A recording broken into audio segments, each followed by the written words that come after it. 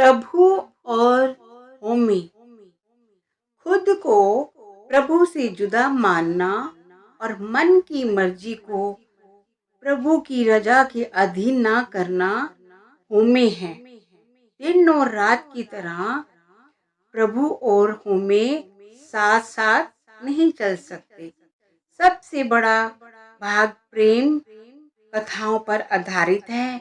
इन प्रेम कथाओं में सबसे अधिक जोर प्रेमिकाओं को होमे के त्याग की प्रेरणा देने पर दिया है, क्योंकि होमे को खोकर ही मालिक को पाया जा सकता है।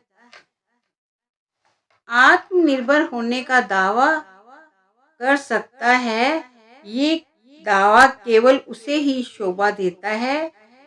मैं कहने का अधिकार केवल मालिक को प्राप्त है, किसी अन्य को नहीं। मैं कौन कह सकता है जो अपने आप से हो, अपने आप से कायम हो, जिसे दूसरा फना ना कर सके, जिसे कोई दूसरा धोखा ना दे सकता हो, जिस पर समय वार ना कर सकता हो, जिस पर बाहरी हालात का असर ना हो। ऐसे एकमात्र हस्ती मालिक है। मेरे प्यारे, मैंने अनेकता की बात छोड़ दी है। मेरी दुआ विनती है कि मुझे होमे से दूर रखना। मान करना केवल तुम्हें शोभा देता है, अहं को मेरे पास ना आने देना। आप समझा रहे हैं कि होमे की जड़ द्वैत है।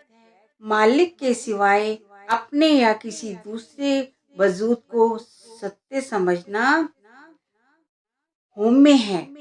मान केवल तुम्हें शोभा देता है का भाव है कि वजूद भी मालिक का सत्य है और रजा भी केवल मालिक की ही हो सकती है।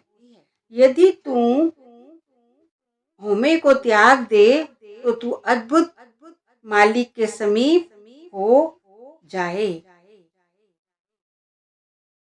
इसमें फरमाया गया है कि कायनात की कोई ऐसी चीज नहीं है जिसमें मालिक का प्रकाश ना हो। तू मालिक में समा जाएगा तो वे तुझे कभी अपने से दूर नहीं करेगा। जिसने होमे को खो दिया वे मालिक में समा गया।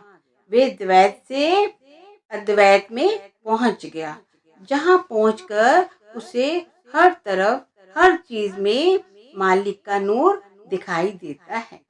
मालिक के अलावा किसी दूसरी चीज के अस्तित्व का एहसास होमे है। प्रेम के पर्दे का अभिप्राय यह है कि प्रेमिका को जब तक ये एहसास है कि मैं प्रेम करती हूँ, तब तक वे होमे या द्वैत के दायरे में कैद है। प्रेमिका को चाहिए कि अपने आप को इस तरह प्रियतम में लीन कर दे कि उसे अपने आप की खबर ही ना रहे। प्रियतम के साथ मिलाप के लिए होमे को खत्म करना जरूरी है।